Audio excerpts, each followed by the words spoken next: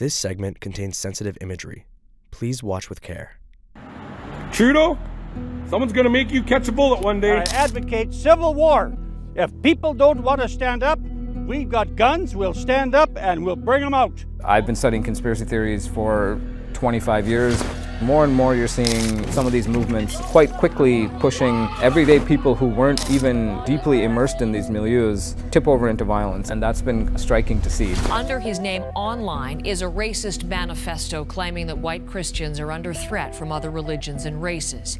He also cites mass shooters like Canadian Alexandre Bissonnette.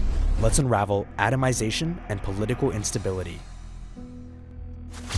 Far-right violence is destabilizing politics and public safety across the globe, and increasingly unaffiliated acts of extremism are a growing concern. Serious injuries along the... If you think about the Quebec mosque attacker, if you think about the London, Ontario attacker, they weren't part of any organizations. A lot of these guys are consuming content online or in person with a whole host of organizations and a whole host of movements, but they're never actually joining anything. This is what Barbara Perry calls atomization. People who don't join hate groups, they're kind of isolated, but consume hate content and then act on it in potentially lethal ways. And a heated political climate fueled by disinformation and exclusionary policies is driving the increase in this kind of reactionary violence. This notion of group membership is becoming less important. Yes, there are still active groups out there, but we're seeing also the movement is now drawing more and more unaffiliated individuals. So those that are willing to act on these hateful narratives in a way that endangers others or even is destructive of properties. That willingness to engage in violence is one of the characters. They're all kind of hanging out in the same spaces now. They're all consuming the same content. What they're doing is weaving these ideologies and these narratives and these messages together for themselves to suit their needs, whether it's trying to explain their own grievances, their own situations, or a broader cultural sense of malaise, what's happening around them. In many respects, that's even more frightening to have, these atomized individuals, what I call networked individuals circulating out there. They're harder to detect and they're harder then to prevent. For the actual attacks by IMVE actors, they're still doing a lot of self-financing, low-level, low-cost attacks, and this is very likely in part because our counter-terrorist financing policies have been somewhat effective at driving actors to those types of low-cost attacks. The easiest way for people to independently access the far-right network is online, and Canadians have been highly active on niche and mainstream platforms, which only accelerated during the pandemic. In little over a year, we tracked over 170,000 individual searches for IMVE content across Canada. As Canadians spent more time online as a result of the COVID-19 pandemics, engagement increased. Searches for far-right content increased 19% weekly during lockdown measures. In Ottawa, we tracked a 35% increase after Ontario's state of emergency was declared. Canadians are also prolific in far-right content creation. This 2021 report found that Canadian users on social media were churning out an average of 61,000 pieces of content per week. And while the number of far-right extremists on these platforms is relatively small, they're still able to generate a sizable reaction from the public, according to the Institute for Strategic Dialogue.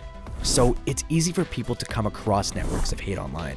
Canadians are very active in the online far-right space, and these Canadian users are not just keeping it Canadian.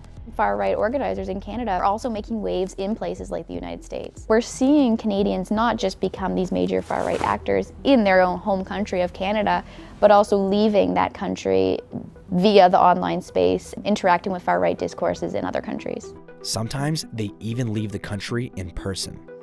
This is a moment where we're seeing a very worrying blending of disinformation narratives and violent extremist narratives. There are some of these narratives that have been pushed heavily by violent extremist groups over the last several years, and then we're now starting to see the mass movement of disinformation and conspiracy theory narratives. Freedom Convoy did not start off as a far-right organization, a far-right protest, but ended up very fast being co-opted by far-right groups. You may remember the 2022 trucker convoy, which brought together an unexpected cross-section of people who were exposed to many ideas they may not otherwise have come across. The occupation of downtown Ottawa resulted in widespread anti-government opposition that galvanized disparate groups and atomized individuals. It was a very unique chapter in Canadian history to see that much solidarity across groups. Groups like Diagolon. I think even elements of Lemut were still straggling. Canada First, Canada Proud, those sorts of groups. Yeah, very, very active during COVID and very good at exploiting popular anxieties, popular fears, popular grievances to bring people into the fold as well.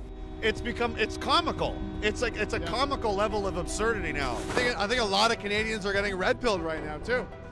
The Convoy was sort of the epitome of them coming together to build a very powerful coalition. It increased their own sense of solidarity, but it was also important as a message that they were a force to be reckoned with. That anti-government messaging is especially worrying as we head into a more polarized political landscape, with anger towards the federal government polling at a new high. All of us want to live in conditions of safety and reduced violence. That means thinking about how we can create the social conditions that can challenge white supremacy. We have a presidential election coming up south of the border.